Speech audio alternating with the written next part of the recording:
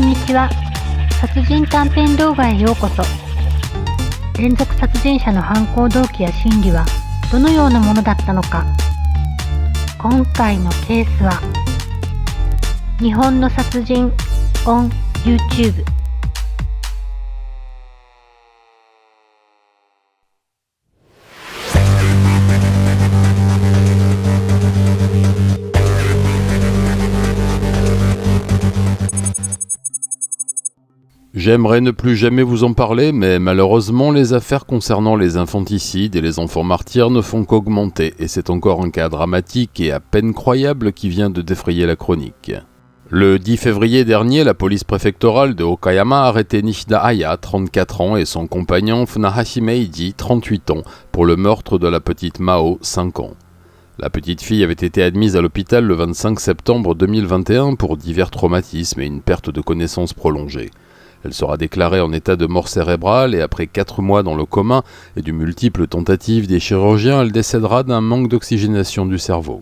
La mère et le beau-père, faussement inquiets lors de son arrivée aux urgences, ne s'étaient plus manifestés pendant son séjour aux soins intensifs, mais les équipes médicales, après plusieurs jours auprès de la malheureuse enfant, avaient remarqué des traces étranges et vite fait appel au service d'aide à l'enfance.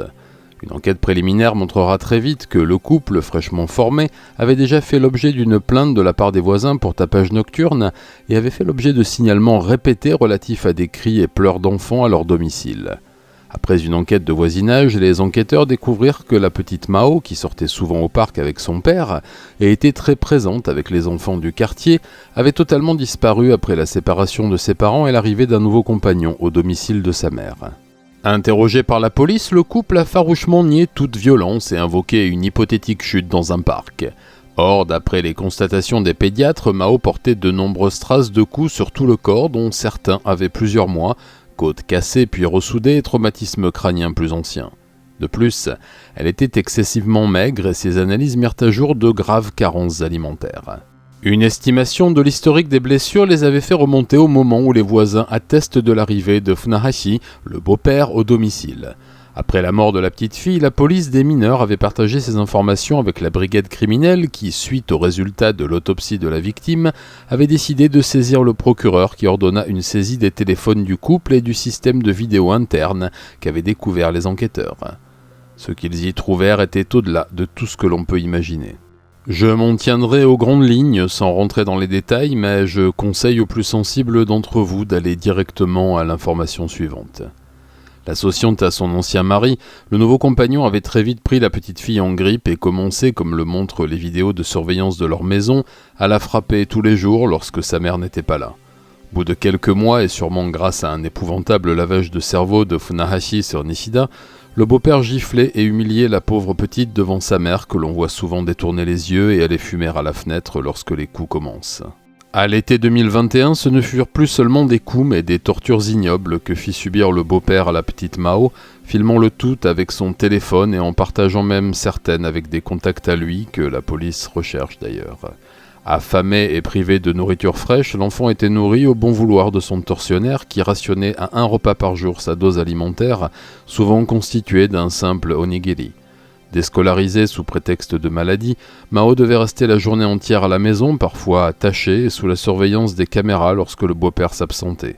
En observant les bandes, il apparaît que la petite victime pouvait passer 3 jours sans manger, à tel point que le couple s'échangeait des SMS comme celui-ci.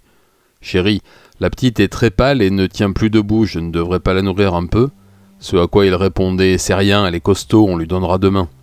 Lorsque l'individu que je ne nommerai pas homme était en route, il envoyait des messages à sa compagne du genre « J'arrive, on va s'éclater avec la petite, j'ai une idée marrante ». Ce à quoi la mère, sans s'étendre, répondait juste des « Ok chérie ». Les derniers mois de la courte vie de Mao furent au-delà de tout ce que l'on peut imaginer de plus ignoble. Attouchements, tortures électriques, bains d'eau glacée et bouillante, coups de poing et de bâton pour rester dans les descriptibles sans vomir. Même si jamais rien n'effacera cette ignominie, les 2 bourreaux étaient suffisamment stupides et heureusement pour tout filmer et la police dispose de suffisamment de preuves pour que le procureur les mette tous les 2 en examen pour meurtre sur enfant de moins de 13 ans, torture, actes de barbarie et d'autres charges qui ne tarderont pas à tomber au fur et à mesure de l'instruction. Les 2 tortionnaires risquent la prison à perpétuité et peu seront ceux qui demanderont la clémence du juge. Si Funahashi a tout avoué et ne montre aucun regret, la mère, elle, continue d'affirmer qu'elle n'a jamais frappé sa fille, et les preuves l'attestent effectivement, et qu'elle a laissé faire son compagnon parce que sa fille avait un caractère difficile et que tous les deux ne s'entendaient pas très bien. Le père de la petite Mao, à qui l'on avait refusé sa garde car elle vivait dans un appartement trop petit, a été pris en charge par une unité psychologique. Sans nouvelles de sa fille depuis des mois, il avait été roulé dans la farine par son ex-femme qui lui affirmait que la petite était partie dans de la famille.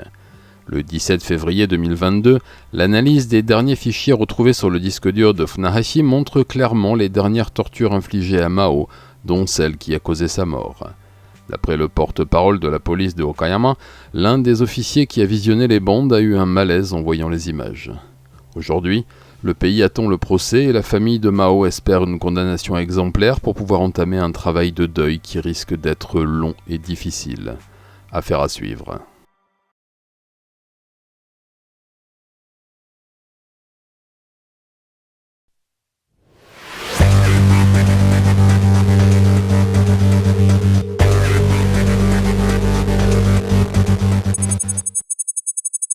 Après le rapport annuel sur l'éducation et les professeurs dont je vous parlais dans la dernière édition, c'est au tour du rapport annuel de la Commission nationale de sécurité publique, le ministère de l'Intérieur japonais, de tomber, et le moins qu'on puisse dire est qu'il n'est pas brillant non plus.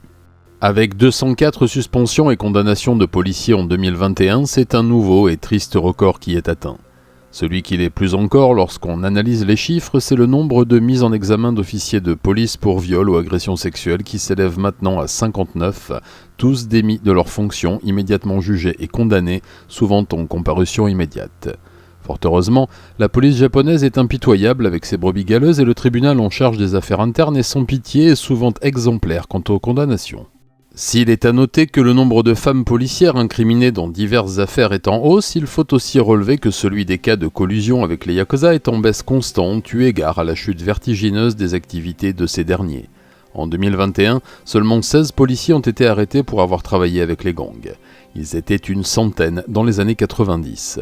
Si effectivement les affaires de meurtre sont maintenant la majorité de ces suspensions, 110 sur 204, le racket et la corruption se taillent encore une belle part dans ces tristes statistiques. Une opération main propre vient d'être lancée par le nouveau président de la Commission nationale de sécurité publique, espérant redorer un peu l'image de la police qui, fort heureusement, se montre exemplaire dans la grande majorité des cas.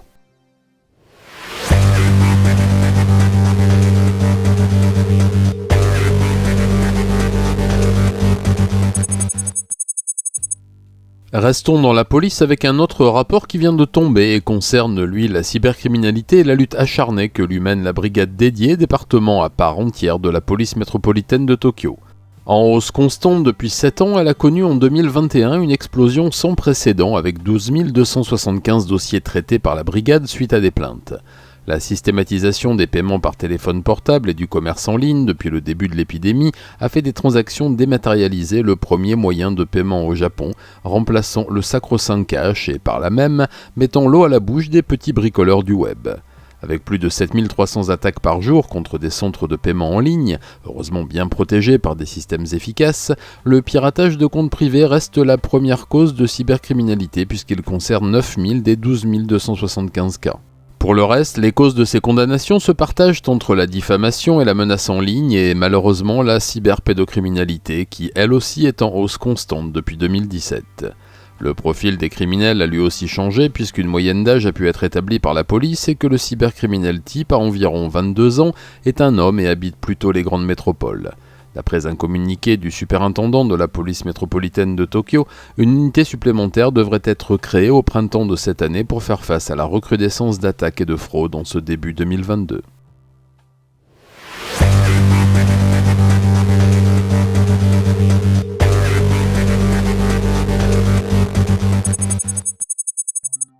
Le 15 février dernier, le public découvrait une réalité que beaucoup connaissent pour l'avoir vécue, et je vous en parle en connaissance de cause, celle du racisme ordinaire dans les compagnies japonaises. Ce jour-là, un travailleur immigré vietnamien de 41 ans et le syndicat du bâtiment Tampopo Fukuyama Union donnaient une conférence de presse pour exposer les violences, les brimades et les conditions déplorables d'hébergement du malheureux depuis son arrivée au Japon en septembre 2019. Payé moitié moins qu'un ouvrier japonais, l'homme accuse ses collègues de travail et ses patrons, vidéo à l'appui, de l'avoir quotidiennement battu pour qu'il travaille plus vite et donné de nombreux coups de barre de fer et de tuyaux à cause de son mauvais japonais et de son apparence. Logé dans un taudis de 12 mètres carrés, l'ouvrier du bâtiment a souffert de nombreuses fractures infligées par ses collègues aux côtes, à la mâchoire et à la face, fractures qu'il n'avait pas pu faire soigner n'ayant pas d'assurance maladie. Ces dernières semaines, il aurait eu plusieurs dents cassées par son contremaître qu'il menaçait d'aller porter plainte si les sévices et les humiliations continuaient. Ce genre d'affaire est malheureusement courante, mais n'avait jusqu'ici pas ému l'opinion publique qui conseillait souvent, comme le ministre Nemoto en son temps, à, je cite le ministre du Travail, ceux qui ne seraient pas satisfaits des conditions de travail au Japon à retourner chez eux. Cette fois, une partie de l'opinion s'intéresse à ce cas particulier et aux travailleurs détachés en général. La puissance des syndicats, autrefois contrôlés d'une main de fer par les Yakuza, dont le racisme et la violence n'est plus approuvée, couplée avec la directive gouvernementale de 1993 sur les travailleurs détachés des pays d'Asie en voie de développement, avait constitué le combo parfait pour importer en masse des travailleurs pauvres, peu ou pas payés, et corvéables à merci sous la menace d'une expulsion ou de représailles sur leur famille.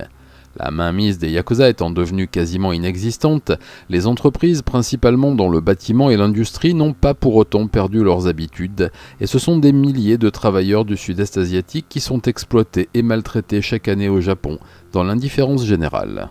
Cette fois, le puissant syndicat du bâtiment, libéré de la tutelle mafieuse, entend bien faire respecter le droit et ils se sont portés partie civile contre l'entreprise incriminée et demandent des excuses publiques et une indemnité financière pour ce travailleur martyrisé et placé depuis sous protection policière après avoir reçu des centaines de menaces de mort.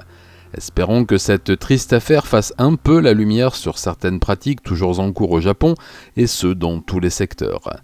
Le premier porte-parole des travailleurs détachés, M. Kijiro Chakrabarty, ne demande pas l'égalité salariale, improbable au Japon, j'en sais quelque chose, mais au moins le respect et la dignité dus à chacun lorsqu'il est en règle avec la loi et détenteur d'un permis de travail, comme c'est le cas pour tous ces hommes. Affaire à suivre.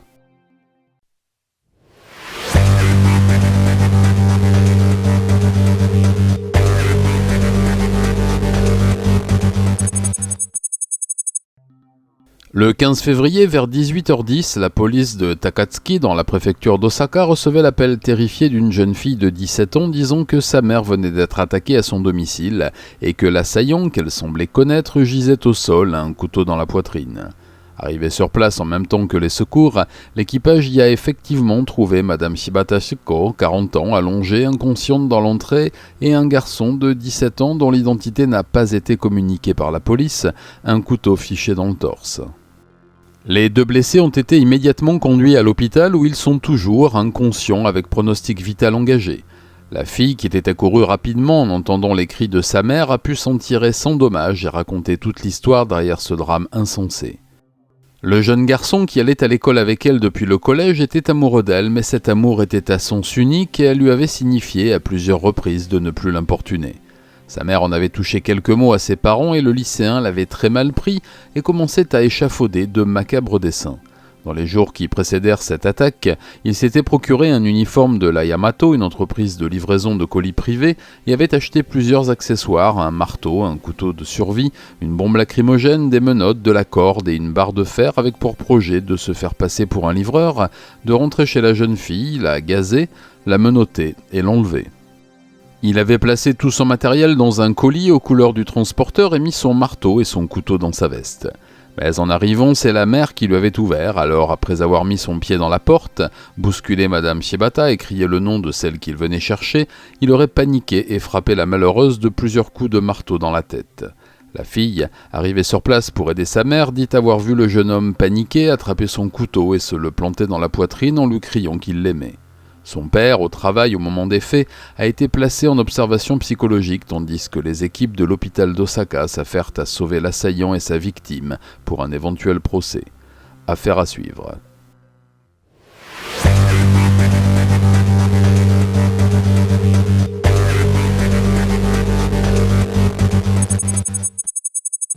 Encore un fléau en constante augmentation dont je me passerai bien de vous parler aussi souvent. La police métropolitaine de Tokyo vient d'arrêter un instituteur de 46 ans, Kagashima Ken, pour attentat à la pudeur, viol sur mineur de moins de 12 ans, réalisation, détention et diffusion d'images pédopornographiques. L'individu, déjà dans le collimateur de la police pour des faits similaires, mais toujours en poste, avait été signalé par des parents d'élèves de son école du quartier de Koto suite à des récits troublants émanant de leur fille. Arrêté une première fois le 17 janvier suite à un signalement du directeur de l'école et placé en garde à vue, il avait été relâché le temps pour la police d'obtenir une réquisition de son portable et de son ordinateur par le procureur. Ce qui est chose faite et a permis aux enquêteurs de découvrir 18 vidéos tournées par ses soins avec des élèves de 6 à 11 ans. Pour l'heure, le suspect est toujours en garde à vue et refuse de répondre aux questions de la police. Les enfants agressés par Kagashima ont été identifiés et viennent successivement témoigner sous assistance au commissariat, étoffant un peu plus le dossier. Il ne reste plus maintenant qu'à obtenir ses aveux, mais sur ce point, les familles peuvent faire confiance à la police. Suite aux nouvelles lois de lutte contre la pédocriminalité, l'individu risque 20 ans de réclusion. Affaire à suivre.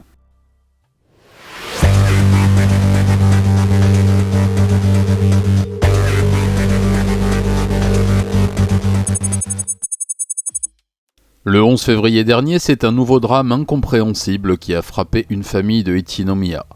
Ce jour-là, vers 21h10, le service d'urgence de la ville recevait un coup de téléphone d'un homme de 34 ans, Takakoa Hiroshi, demandant de l'aide pour son bébé de 12 mois qui ne bougeait plus.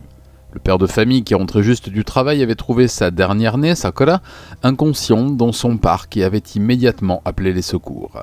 Mais le pauvre homme n'était pas au bout de ses malheurs. En attendant les secours, il était monté à l'étage pour voir si sa femme, Himeka, 27 ans, et ses autres filles, Himari, 5 ans, et Nanoka, 3 ans, allaient bien et a découvert le plus horrible des spectacles. Les deux petites filles gisaient aux côtés de leur mère, ensanglantées et couchées sur le futon parental. Vite prises en charge par les secours, les 3 fillettes seront déclarées mortes par le médecin et leur mère prise en charge pour des coups de couteau au poignet et à la gorge. Hors de danger, elle ne tardera pas à parler et à avouer le meurtre de ses 3 enfants avant de tenter de se suicider. Lors de ses premières auditions, la mère de famille a déclaré ne plus supporter la vie conjugale, la charge de mère et les besoins constants de ses enfants et de son mari. Elle a avoué s'être sentie dépressive depuis la naissance de la petite Sakura, 12 mois plus tôt, et ne plus supporter l'idée d'avoir un autre enfant comme le lui demandait son mari. Un manque cruel de communication entre les époux qui n'est pas si rare dans les familles japonaises. À bout, elle aurait décidé le matin même d'en finir avec la vie, voulant emporter avec elle ses 3 filles. Sortie de l'hôpital, elle a été placée en détention et mise en examen pour triple meurtre aggravé. Elle risque la peine capitale. Affaire à suivre.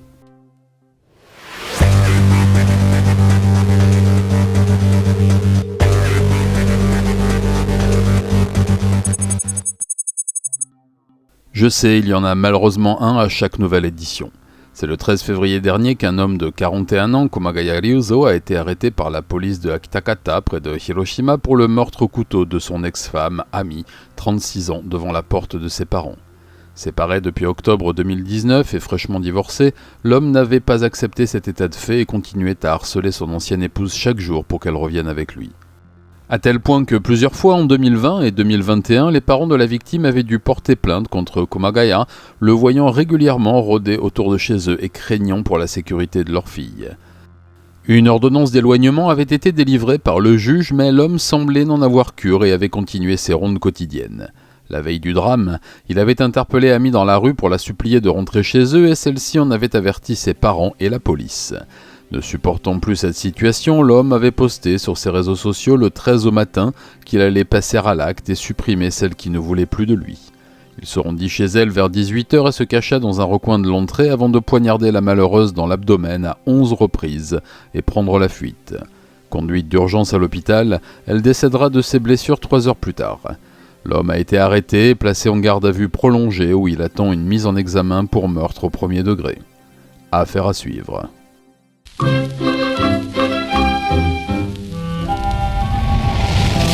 En matière d'amour et d'âge limite, les avis scientifiques et éclairés des bonnes âmes divergent et je ne vous ferai pas l'affront de dire que c'est beaucoup mais le cœur y est. Qu'il soit Tartuffe ou Cyrano, l'homme dans son éternel désir de conquête est prêt à tout pour faire bonne figure, sacrifice, artifice ou du prix bon enfant, car en parlant d'enfant, le mal en est souvent un grand. Notre histoire du jour nous conduira à Toyota, ville moyenne de la préfecture d'Haïti, frappée elle aussi par la grande solitude urbaine et la baisse de la natalité. Si au Japon et de façon tout à fait paradoxale, la courbe de consommation d'alcool est inversement proportionnelle à celle des naissances, il se pourrait pourtant que nous y trouvions quelques points communs. Notre champion du jour, nouveau prince de la logique inversée, nous prouve une fois de plus, et si besoin en est, que la pensée se trouble lorsqu'elle n'est plus dictée que par un centre de réflexion délocalisé bien plus bas que l'encéphale. Né en 1974, pendant cette décennie qui vit naître les plus beaux champions, les hommes les plus fins, les plus raffinés, les plus né en 1974, Saito Nobuo fait partie de ces quinquas en devenir qui ont belle allure. Beaucoup de sport, de sommeil et de traitement de la peau très cher dans des instituts, peu d'alcool et beaucoup de fibres, le moins que l'on puisse dire c'est que notre beau gosse en jette. Son ventre plat et ferme, normalement disparu chez le commun des mortels après 40 ans, se plie avec grâce devant les femmes épanouies de son open space qui n'ont Dieu que pour lui. Mais voilà, au bureau, tout le monde sait que le beau monsieur Saito n'est plus un perdreau de l'année et les petites secrétaires de 25 ans laissent bien volontiers leur place aux assistantes de direction de 45, catégorie qui, ne nous voilons pas la face, n'intéresse que peu notre bellâtre. Ce que veut le sémillant Nobuo, c'est une femme qui lui ressemble, enfin qui ressemble à l'image que lui renvoie son miroir aux illusions. Toujours au fait des dernières tendances, c'est d'un œil fort intéressé qu'il découvrit ces petites sauteries organisées par les villes et les comités de quartier que sont les matikans. Mais qu'est-ce donc que cette chose au nom si mystérieux, me demanderez-vous, le sourcil circonflexe. Faisons de suite retomber le suspense, il ne s'agit que de rencarts organisés entre célibataires pour tenter d'endiguer la chute des mariages et de la natalité. Depuis une vingtaine d'années, chaque communauté locale a les siennes, réparties par tranche d'âge et ouvertes à tous à condition de n'avoir toujours pas trouvé sa moitié d'orange. En toute logique, notre séduisant célibataire si populaire auprès des dames ne devrait pas avoir besoin de ces machines à caser, mais voilà.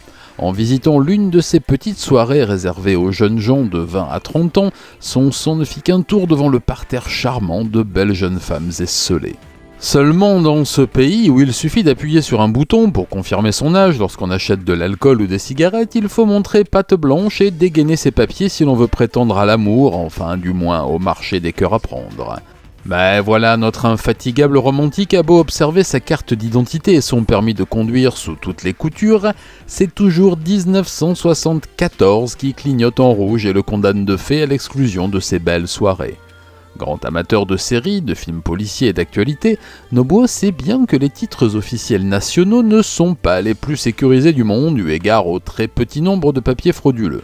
À son âge, il le sait bien, les contrôles sont rares et s'il a sorti son permis de conduire de son portefeuille une paire de fois en 27 ans, c'est bien le bout du monde.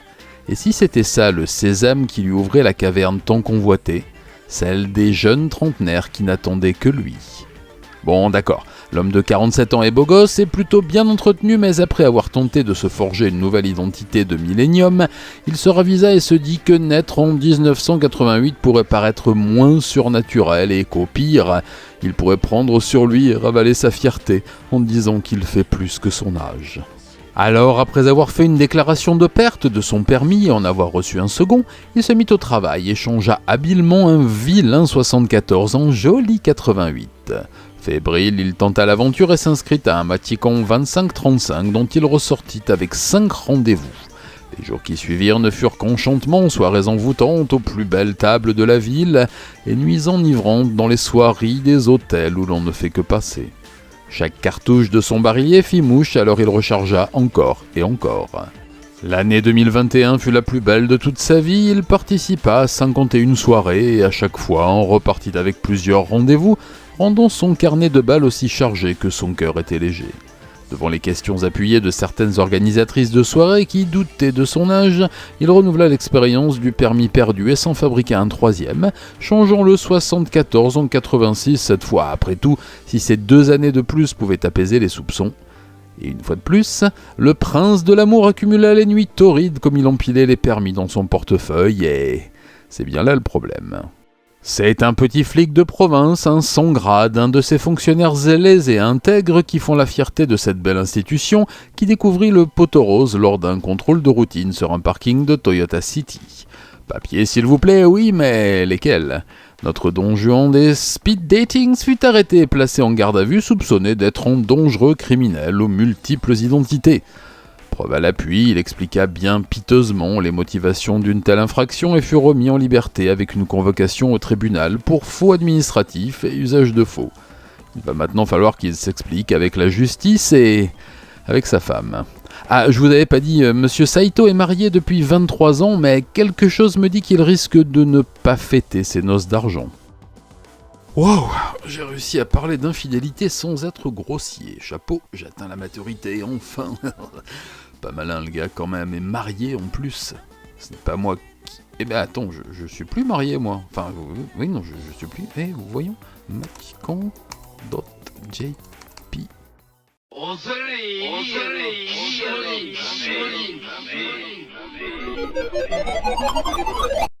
Le coup de pouce du jour ira à la chaîne d'un homme, d'une femme et de leur chien. Cet homme, vous le connaissez déjà, c'est mon ami Gopi dont je vous avais présenté la chaîne de True Crime et qui se lance en famille dans l'exploration de lieux abandonnés et flippants dans l'urbex bizarre. Cette chaîne, c'est Gopimona Hora Sampo. Alors je sais, vous allez me dire qu'elle est en japonais et que vous n'en pipez rien, mais soyez sans crainte. Nul besoin de comprendre les subtilités de la langue pour en apprécier le contenu. Le camarade noctambule se balade dans des complexes abandonnés de sa région de la côte ouest pour y chercher les traces d'une vie passée figée ou, prétextant avec humour et traqué d'hypothétiques spectres, promène son chien dans des paysages nocturnes surprenants, casquette sur la tête et masque de gorille sur la figure. Alors oui, sa chaîne secondaire existe depuis 3 ans, mais il ne poste dessus que depuis 4 mois, cet homme d'affaires très sérieux la journée, d'où le masque et les lunettes, n'ayant que ses nuits pour laisser libre cours à son grain de folie. Il compte actuellement 58 abonnés, mais je ne doute pas que grâce à vous, il va exploser les compteurs. Allez, je compte sur vous, maintenant. Attends. Voilà. Ok. Bon, cette 47e édition de Petit Satsujin est quasiment terminée, mais avant d'enfiler ma limace à souffler, je voulais vous parler brièvement de quelques messages qui m'ont fait sortir de mon slip à reculons et qui concernaient le prochain print de la collection.